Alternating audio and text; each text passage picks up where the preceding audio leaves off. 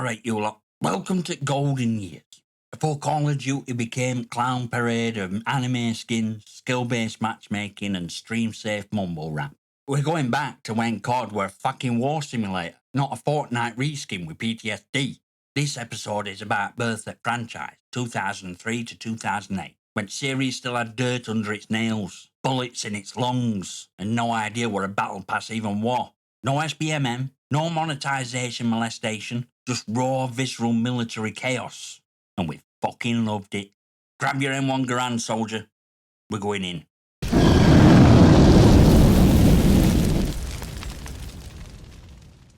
Right, let's talk about a game that started it all. Call of Duty 2003. Not Modern Warfare, not Black Ops, just Call of Duty. OG. World War II meat grinder that said, "You'll crawl through mud, get tinnitus from grenades, and like it, you whiny little shit."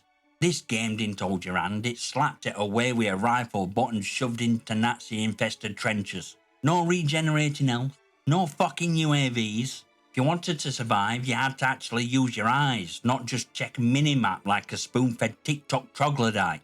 And sound design? Gee, MG42 screamed like Satan orgasming through a megaphone. And it wasn't just immersive, it was trauma in a box. Play it with headphones and you start checking your ceiling for Luftwaffe. Multiplayer were primitive but addictive. Bolt-action duels in quarantine that felt more intense than half that scripted crap you get in AAA games now. No perks, no loadouts, just raw twitchy gunplay and a scoreboard that didn't lie. Monetization? There fucking wasn't any.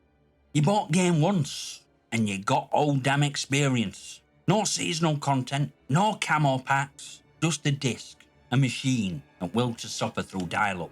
It wasn't perfect, but it didn't need to be. It had one job, to make you feel war. By God it did. Then came United Offensive. This wasn't just an expansion, it were a fucking adrenaline overdose strapped to a Molotov cocktail. This thing dropped in 2004 and said, "You liked CoD? Good. Now here's more guns, more maps, more chaos, and now you can die in a Jeep doing 60 miles an hour. Remember Foy? That snowy hellscape where tanks rolled in like angry gods and air were thick with artillery farts. This wasn't expanding experience, it was doubling down on carnage. Bigger maps, more players, and game modes that made Battlefield look like children's phone party. And they gave us tanks for Christ's sake. Tanks! Not paywalled. Not unlockable via Battle Pass Tier 56 with Mountain Dew code. Just there. You drive it, blow shit up, get blown up, repeat. Weapons were tighter, explosions louder, and multiplayer? Utter fucking chaos. Domination mode felt like a pub brawl between psychopaths armed with flamethrowers and a grudge. And TTK, time to kill, was savage. You popped your head out and BAM! It's redeployment time, dickhead. This is when CoD's multiplayer became legendary. When your kill-to-death ratio actually meant something. When clans were formed over late-night lands and vendettas were settled with grenades, not tweets. No skins, no streamers, no fucking meta. Just war, whiskey, and wired connections. United Offensive didn't expand war, it escalated it. And if you survived a round of that madness, congratulations. You're officially harder than half the CoD community today combined. Then we had Finest Hour. Call of Duty's first sloppy drunken shagwick console crowd. Dropped on PS2, Xbox and GameCube. This were Activision saying, "You PC bastards aren't only ones who get to die in Stalingrad." And surprisingly, it slapped. This wasn't some watered down mobile tier knockoff. This were full course military clusterfuck designed for thumbsticks and CRTs. Sure, it ran at 4 frames per second when things got spicy, but who cared? You were too busy dodging mortar fire and bayoneting fascists and burning cities to count pixels. It had 3 campaigns, Soviet, British and American, and all are it like shovel-to jaw. You stormed bunkers, rode tanks, fought through North Africa in heat-stroke-induced in brown filters. No prestige system, no kill cams, just a straightforward mission. Survive meat grinder and maybe shoot a Nazi in the face while doing it. And let's be real, voice acting? Fucking mint! Brian Johnson from AC/DC screaming orders at you while bullets whiz past your ear? Peak testosterone! He didn't just play this game, he came out other side shell-shocked and slightly more patriotic, despite not knowing which flag to salute. Was there a multiplayer? Nah, not really. But you know what? That's fine. Cause this wasn't a game about flexing on leaderboards. It were about feeling burn a war. We all grit and none at Twitch streamers screaming, "Let's go!" This were finest hour, not finest monetization strategy. It wasn't perfect, but it were honest. Raw, dirty, loud, where war games used to be, before they got neutered by investors and loot goblins. Now, Call of Duty 2 was sequel that didn't just race bar, it used it to bludgeon competition into a coma. Infinity Ward walked back into the room like, "Remember us, bitches? We brought smoke grenades and louder screams." It were a launch title on Xbox 360 and ran like buttered sex on a hot day. 60 frames? Nah, but close enough that you didn't care cause screen was shaking from artillery and you were too busy shitting yourself behind a sandbag wall in El Alamein. And campaign? Still World War II, but this time even grimmer. Normandy, Stalingrad, North Africa, pick your trauma. It didn't hold back. That D-Day mission on Point de Hoc? Jesus Christ! You start level and within 12 seconds there's a German MG42 trying to sandblast your genitals off. But here's where it really snapped necks. Multiplayer. Online, on console, and it actually worked. No kill streaks, no perks, just a rifle, a map, and that one Scottish lad screaming obscenities through a £9 headset while knifing people in back. It were war distilled into sweaty joypad clutching feverdery. And guns? M1 Garand's ping were practically a war boner. Every reload sounded like freedom ejaculating into fascism. No suppressors, no laser sight, just iron sights and iron wills. Still no SBMM, still no microtransactions. You didn't buy skill, you earned it by getting stomped for 20 hours straight, then finally popping off like a goddamn warlord. CoD 2 didn't need gimmicks. It had grit, it had grenades, and it made you feel like every bullet fired were personal. This was last time Call of Duty felt like historical docudrama with a death toll. After this, well, things start sliding towards tactical masturbation. But we're not there yet, not today. Now we're balls deep in Big Red 1, spin-off that sounds like a bad porno but plays like a war film soaked in testosterone and diesel fumes. This was Treyarch's first real swing at franchise. And unlike the later multiplayer clan fiestas, this one actually had boots in fucking mud. Built specifically for PS2, Xbox and GameCube. Big Red 1 wasn't half-baked side hustle. It were gritty, grounded, laser-focused on 1st Infantry Division. Also known as poor bastards who got sent everywhere and somehow lived to bitch about it. You weren't jumping around like a caffeinated crackhead in a jetpack. You were in shit, crawling through Sicily, tank-punching Nazis in North Africa, storming French villages on one bullet at a time. Storytelling? Surprisingly tight. They brought in Band of Brothers actors to voice squad, which meant it felt like you had real soldiers yelling real orders, not some TikTok reject shouting "Yara" into mic. These characters mattered. When one of them got blown to hell, you actually gave a shit, which is more than I can say about 90% of modern CoD campaigns where the only thing dying is your interest. And gunplay? Solid, chunky. M1919 Browning LMG felt like trying to hold down a pissed off lawnmower. Reloads took so long you could make a sandwich in between. But that what point?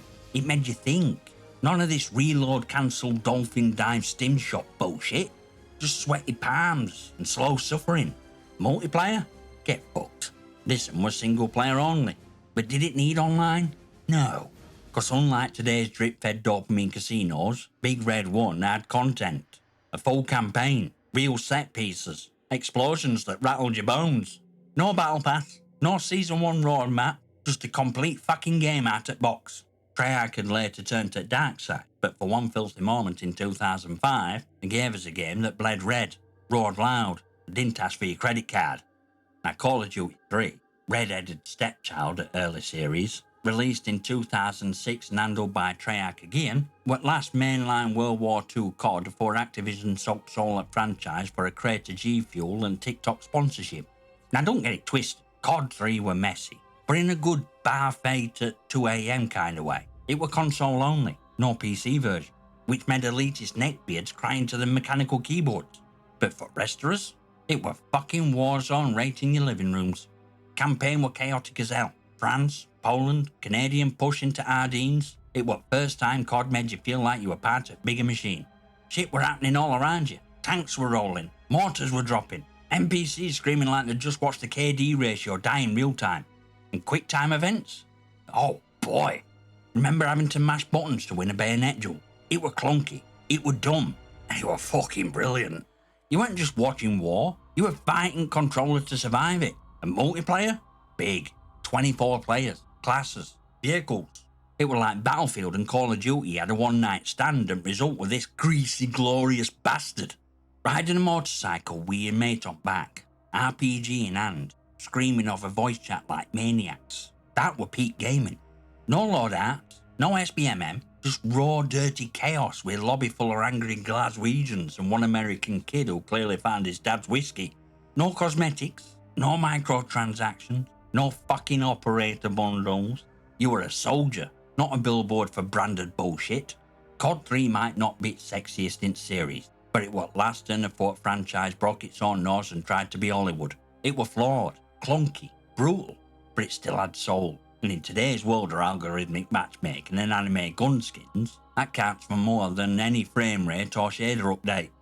And that brings us to turning point. Moment Call of Duty stopped being a war sim and became a fucking religion for sweaty teens, Mountain Dew addicts, and future crypto bros. Call of Duty 4, Modern Warfare. A game so good, so tight, so utterly genre-defining, it accidentally birthed a decade of microtransaction hell. Let's get this straight, Modern Warfare were a masterpiece.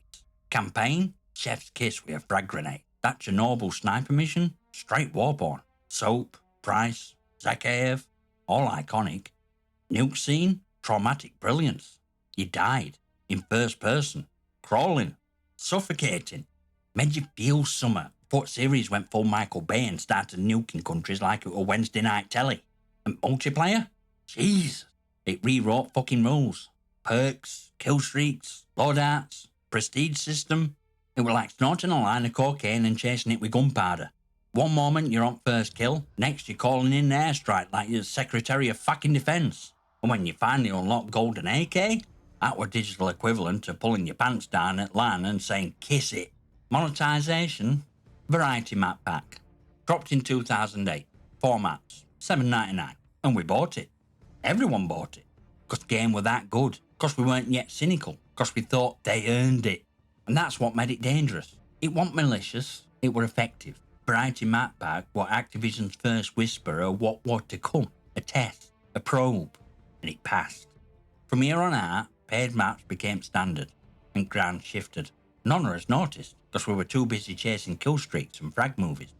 Modern Warfare didn't just evolve CoD, it created a model. Gameplay designed to addict, content built to fragment, a store that hadn't arrived yet, but you could feel it, breathing. This what beginning at Golden Age. Start at slow, calculated rock. Now it's time to bust load and light a cigarette, cause World at War at last proper, dirty, blood-splattered shagger Call of Duty game before franchise shaved its balls, put on a suit and started asking for your credit card. Treyarch came back swinging in 2008 like a pissed-off drunk uncle at a wedding.